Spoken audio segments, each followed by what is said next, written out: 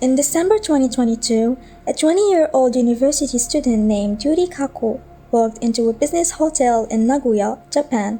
She wasn't alone. She was with three people she had met online. Their plan, according to some, was a collective suicide pact, but when the sun rose, only Yuri was dead. The police called it not a suicide, but a murder. This is the story of how the digital world can facilitate a very real and very tragic crime.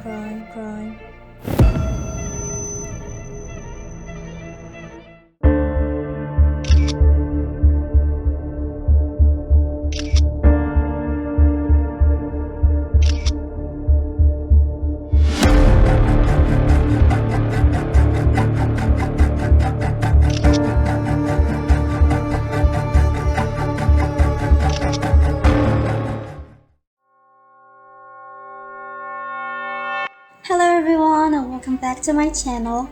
Today we're diving into a case that it is as heartbreaking as it is perplexing. It's a story that forces us to confront the darkest corners of the internet and the fine, often blurred line between assisted suicide and cold-blooded murder. So, without any further talk, let's get started. Yuri Kako was just 20 years old, a university student from Tokai City that is located in Aichi Prefecture. Like many her age, her life was a mix of academic pressures, future dreams, and the ever-present digital world. But for Yuri, the internet became more than a tool for connection. It became a gateway to a community centered on a very specific and dark subject: suicide. She found her way onto a particular social media site, a digital gathering place for individuals contemplating ending their lives.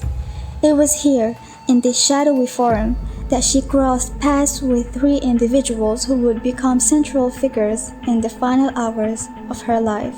The first was a woman named Mayumi Watanabe, a 39-year-old part-time worker.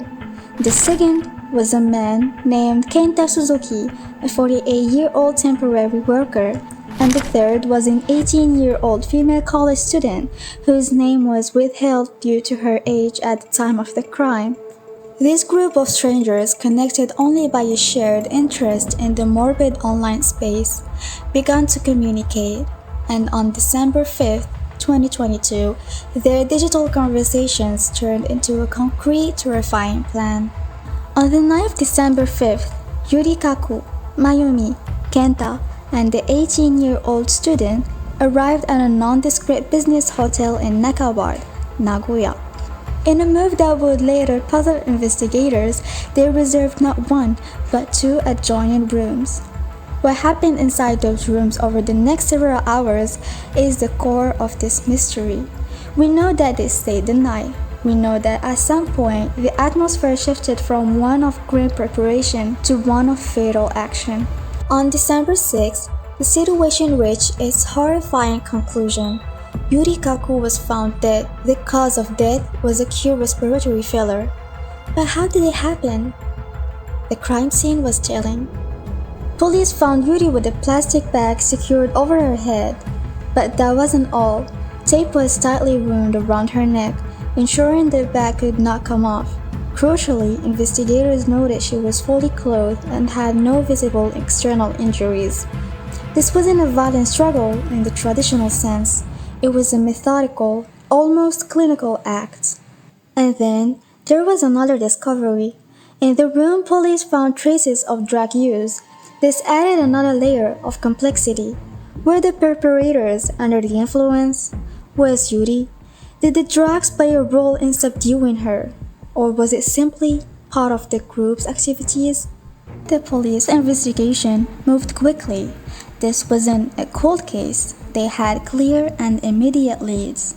So, how did the police find the suspects so swiftly? The answer lies in the very thing that brought them all together: their digital footprint. The police were able to identify Mayumi Watanabe, Kenta Suzuki, and the 18-year-old student by tracing the communications from the social media site where they had all connected. This platform, a meeting ground for people discussing suicide, provided the digital breadcrumbs that led investigators directly to the three individuals who were in the hotel room with Yuri. With this evidence in hand, they were all arrested. The charge? Murder. But here is where the narrative put forward by the accused begins. They claimed this was not murder, but an assisted suicide pact. They told police they had all met on the site with the shared intention of dying together. They were, in their telling, all participants in a collective decision. However, the evidence and the legal system told a different story. If it was a pact, why did only one person die? Why was the tape wound so tightly around Yuri's neck? The authorities did not buy the story. They believed Yuri Kako was murdered under the pretext of an assisted suicide. The legal outcomes for the three accomplices varied dramatically, reflecting the justice system's view of their individual culpability. Let's start with the youngest. The 18-year-old female student. She was tried in the family court system. In a ruling that surprised many, the judge sentenced her to 3 years in a juvenile reformatory. The court's reasoning was that she had been assured by the older Kenta Suzuki that they were merely acting on Yuri's own wish to die. The judge concluded that her maliciousness is low compared to other homicide cases, viewing her as a follower, perhaps manipulated by an older individual. As for the adult male, Kenta Suzuki, he faced the full weight of the adult criminal system. He was formally indicted for murder and was awaiting trial at the time of the latest reports. He is likely facing a significantly more severe sentence. The case against Mayumi Watanabe, the other adult, is less publicly detailed, but she too was indicted and faces serious charges for her role in the events. So what really happened in that hotel room? We are left with haunting and unresolved questions. Was Yuri Kako a willing participant in a suicide pact that she alone followed through on? Or was she a vulnerable young woman who was manipulated and coerced by older individuals she met in a dangerous online space? The presence of the drugs, the two hotel rooms, the specific method of death, all of these details point to a situation that was far more complex and sinister than a simple agreement among equals. The case of Yuri Kako is a stark, modern tragedy.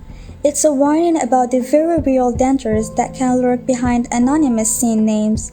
It shows how the digital world can normalize and facilitate the unthinkable, bringing together troubled individuals with devastating consequences. It forces us to ask, when does a pact become predation? The Japanese legal system in charging these individuals with murder has given its answer. What are your thoughts on this complex and tragic case? Do you believe the legal outcomes were just? Let's have a respectful discussion in the comments below. And that's it for this video. If you enjoyed it, please show me some support, like the video, and subscribe for more content. Thank you for watching, and peace.